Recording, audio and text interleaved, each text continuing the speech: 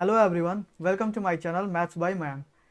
आप लोगों को पता है कि हाल ही में बिहार 7th फेज शिक्षा भर्ती का नोटिफिकेशन जारी हो गया और बहुत सारे अभ्यर्थियों के मन में यह डाउट है कि ये कैसे एग्ज़ाम होगा, कितने मार्क्स का पेपर होगा, क्या होगा। तो इस सब के लिए एक फुल डिटेल्स वीडियो मैंने ऑलरेडी डाल रखा है। आज अतुल प्रसाद, जो कि बीपीएससी के चेयरमैन हैं, इनके द्वारा एक ट्वीट किया गया इनके द्वारा एक ट्वीट किया गया विद्यार्थियों के लिए। इनका ट्वीट जो था वो ट्वीट का है। ट्वीट को हम देखें तो ये कह रहे हैं कि जो लैंग्वेज पेपर 1 है, लैंग्वेज पेपर हम जानते हैं कि इन्होंने दो पेपर रखा है। एक पेपर लैंग्वेज का है जिसमें आपको लैंग्वेज में एक इंग्लिश और एक हिंदी आपको लेना है, जिसमें इंग्लिश आपको अनिवार्य है और इंग्लिश आपको हो जाएगा कितना 25 नंबर का। और बाकी इंग्लिश हिंदी की जगह पे हिंदी या फिर आप उर्दू या फिर आप बांग्ला ले सकते हैं, जो कि 75 क्वेश्चन होगा, 75 मार्क्स का होगा। लेकिन इंग्लिश का लेकर जो बात चल रही है कि इंग्लिश जो है वो कंपलसरी आपको लेना ही लेना है।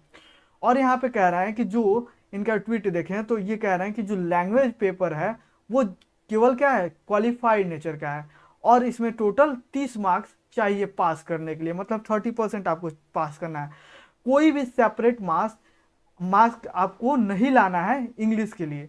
आपको इंग्लिश में कोई मतलब एक क्राइटेरिया नहीं रखा गया कि आपको इंग्लिश में इतना मार्क्स लाना ही लाना है। आप इंग्लिश में अगर जीरो भी लाते हैं और केवल हिंदी उर्दू या बांग्ला मिला के जो भी आप सब्जेक्ट लेते हैं उसमें आप 30 मार्क्स भी ला देते हैं तो आप इसके लिए क्वालिफाई हैं। ये जरूरी नहीं है कि इंग्लिश में कुछ मार्क्स आपको लाना ही लाना है, इंग्लिश में आप जीरो भी मार्क्स ला सकते हैं। ये बहुत इंपॉर्टेंट है क्योंकि सबसे पहले बात की ये तो बिहार का एग्जाम है और यहाँ पे इंग्लिश आप हम जानते ही हैं कि इंग्लिश का उतना महत्व तो नहीं दिया जाता।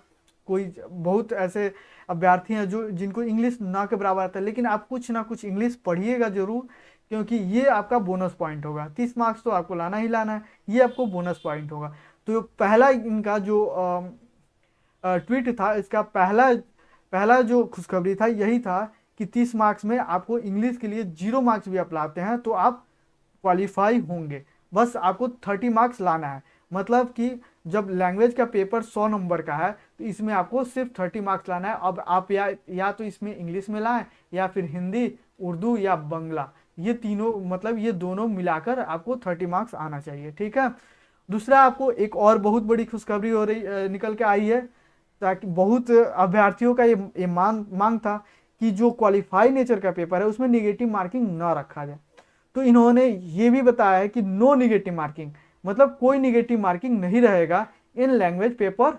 लैंग्वेज का जो पेपर होगा उसमें कोई निगेटिव मार्किंग नहीं रहेगा। तो ये भी एक बहुत बड़ी खुशखबरी है। और इससे बड़ी एक खुशखबरी आप लोगों के सामने ये है कि जो भी अभ्यर्थी जो बीएड या फिर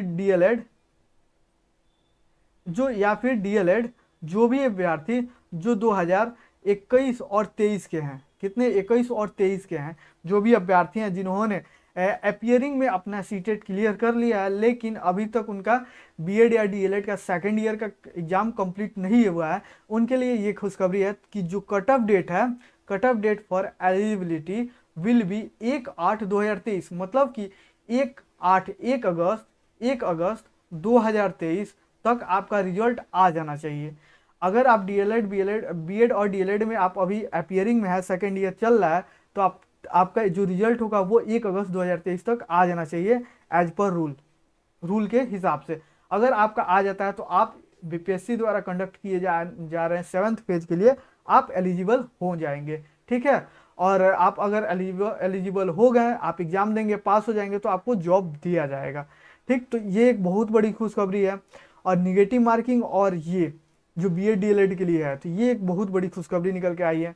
और आगे कह रहा है can choose only that subject in which estate is cleared. आप जिस सब्जेक्ट में एस्टेट क्लियर किए हैं वही सब्जेक्ट आप चुनेंगे आगे। ये नहीं कि आप एस्टेट जो है मैथ्स से क्लियर किए हैं और साइंस का आप फॉर्म भर रहे हैं या फिर हिंदी के लिए आप अप्लाई किए हैं, तो ऐसा नहीं होगा। जो भी एस्टेट में जो आप 9th से लेकर 12th तक के आप जो शिक्षक बनेंगे तो उसमें क्या है, उसमें है आपको सब्जेक्ट लेना है और प्लस जीएस का पेपर देना है, सब्जेक्ट प्लस जीएस। तो जो भी आप सब्जेक्ट लेंगे, जिस सब्जेक्ट से आप एस्टेट पास किए हैं वही सब्जेक्ट आपको चुनना है।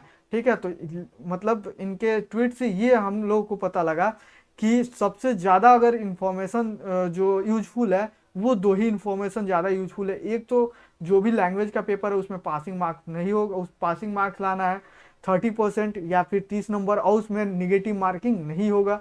मतलब आप 30% आराम से इजीली आप ला सकते हैं, तब सेकंड पेपर में आप बैठेंगे।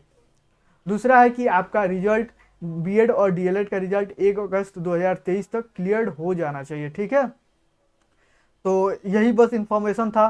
ठीक, इन्होंने बहुत अच्छा इंफॉर्मेशन दिया, इसके लिए धन्यवाद आपका। और आप बने रहें इस वीडियो में। ठीक है, अगला वीडियो हम लोग का जल्द आने वाला है, जो कि 7th फेज बीपीएससी द्वारा कंडक्ट किए जा रहे हैं। तो उसके लिए जो भी मैथ्स में आएंगे क्वेश्चन, उसका फुल डिस्कशन और पूरा फुल जो क्लास होगा मैथ्स के सिलेबस के अनुसार चैप्टर वाइज क्लास आपका चलेगा। ठीक है, मैथ का और कोशिश किया जाएगा रीजनिंग का भी। ठीक है, क्योंकि वहाँ पे मैथ और रीजनिंग दोनों पूछने के लिए कहा गया था। और अगर हम देखें बीपीएससी द्वारा तो मैथ और रीजनिंग को मिलाकर 10 क्वेश्चन आते हैं। तो इसमें भी ज़्यादातर यही चांस है कि 10 या 15 क्वेश्चन है, उससे ज़्यादा क्वेश्चन आपको नहीं देखने को मिलेंगे। ठीक है, तो बस बने रहिए आप मेरे चैनल पे। अगर आप चैनल पे नए हैं तो इसे लाइक सब्सक्राइब कर दें, अगर सेशन अच्छा लगे तो इसे लाइक कर दें, और दोस्तों के साथ शेयर करना ना भूलें। और इसके लिए आप लग जाएं। ठीक है, पूरे मेहनत के साथ आप पेपर क्वालिफाई के लिए अच्छे से पढ़ाई करें, अच्छे से लग जाएं। ठीक है, क्योंकि अगर ये बोल रहे हैं कि अगस्त तक पेपर को हम कंडक्ट करा देंगे। ठीक है, तो अगस्त आपके पास ज़्यादा मंथ नहीं है, 5 लगभग 3 या 4 मंथ आपके पास मैक्सिमम मिलेंगे, इससे ज़्यादा नहीं मिलेंगे। और जीएस का पोर्शन आप जानते हैं कि सब आपको पढ़ना है जीएस में। ठीक है, तो आप लग जाएं, मेहनत से लगें, और आप आगे आप टीचर बने। आपकी हमारी यही शुभकामनाएं हैं। धन्यवाद, आज के लिए बस इतना ही।